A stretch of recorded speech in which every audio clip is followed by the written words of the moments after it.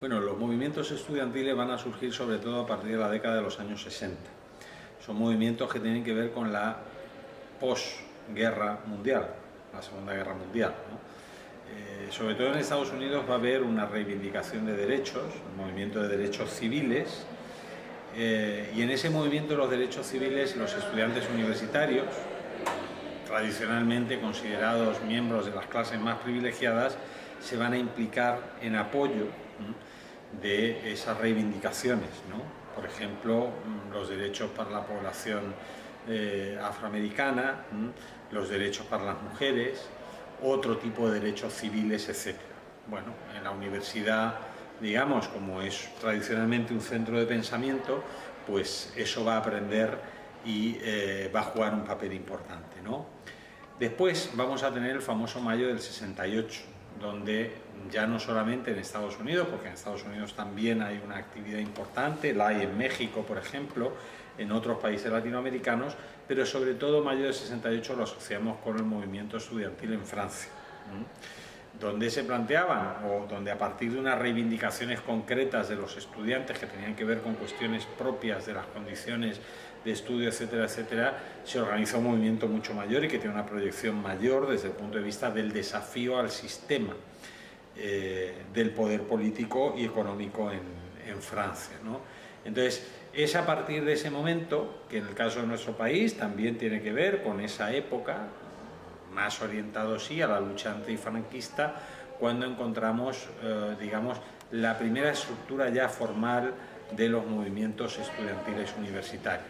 Porque en otras etapas de la historia, por ejemplo en nuestro país, incluso en los años 40 y 50, y a pesar de que había, digamos, un sindicato vertical de estudiantes franquistas, ¿no?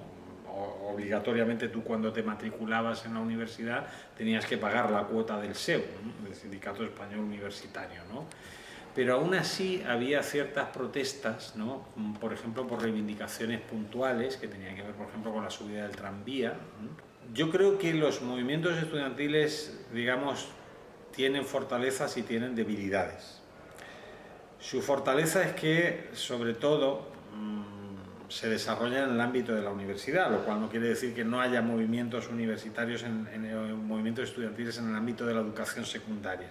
Esa es una fortaleza del movimiento estudiantil, es decir, plantear una serie de reivindicaciones a partir del movimiento estudiantil suele ser garantía de que eso de alguna u otra manera va a saltar al debate público general. La debilidad del movimiento estudiantil es que, claro, digamos, los estudiantes están en la universidad por un ciclo de tiempo determinado y después se van, ¿no? Y entonces, normalmente eso, que en su momento fortaleza, muchas veces termina siendo debilidad, porque tienes que estar en un continuo proceso de reconstrucción del movimiento, ¿no? Si lo que quieres es proyectar determinadas demandas a futuro, ¿no? Eso el poder político lo sabe, y sabe que el ruido que se puede hacer desde el movimiento estudiantil es fuerte, pero tiene fecha de caducidad. Yo creo que los movimientos estudiantiles en los años 60 eran unos movimientos mucho más politizados, ¿no? Que los de ahora.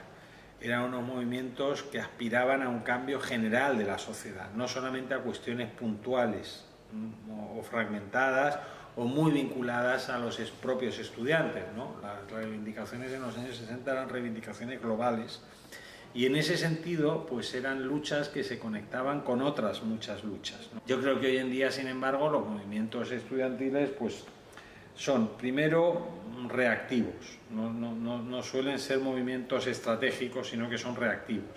Son movimientos que se activan o reaccionan ante una determinada situación concreta, ¿no?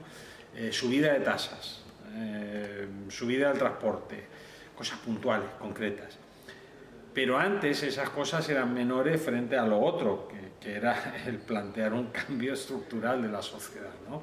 Lo cual también hace que sean más fáciles de ser atendidas por parte del poder, ¿no? Influyen por la caja de resonancia que es la universidad. Pues la universidad, por su propia estructura y por los propios perfiles de la gente que está en la universidad, pues tiene mucha más capacidad que otras instituciones y que otros colectivos de poder, digamos, trasladar su mensaje a la opinión pública. Digamos, por ejemplo, en la política española actual, bueno, tú ves un partido como Podemos que está muy vinculado al mundo de la universidad en su origen, no necesariamente ahora, pero en su origen sí, ¿no? Entonces la capacidad es importante. La mayoría de los políticos que hicieron la transición en este país, de una u otra manera estaban vinculados a la universidad, o bien como profesores o como estudiantes. Vuelvo a esa misma idea. Tiene fortalezas, es una caja de resonancia muy importante, ¿no? Tiene herramientas para presentar ideas articuladas y bien formuladas, pero tiene ese otro hándicap que es un poco pues, la fecha de caducidad que tienen, ¿no? Los movimientos estudiantiles dependen de quienes los forman, y quienes los forman son estudiantes, pero es que tú no eres el estudiante, o sea, no puedes ser el estudiante eterno, ¿no? Tú eres estudiante mientras eres estudiante, después pasas a ser un trabajador, pasas a ser otra cosa, ¿no? Que va a tener una proyección mucho mayor. Si tú empiezas a trabajar con 20 años, pues hasta que no te jubilas a los 60 y pico, eres trabajador y tu identidad es la de trabajador. Pero el periodo de estudiante es un periodo acotado.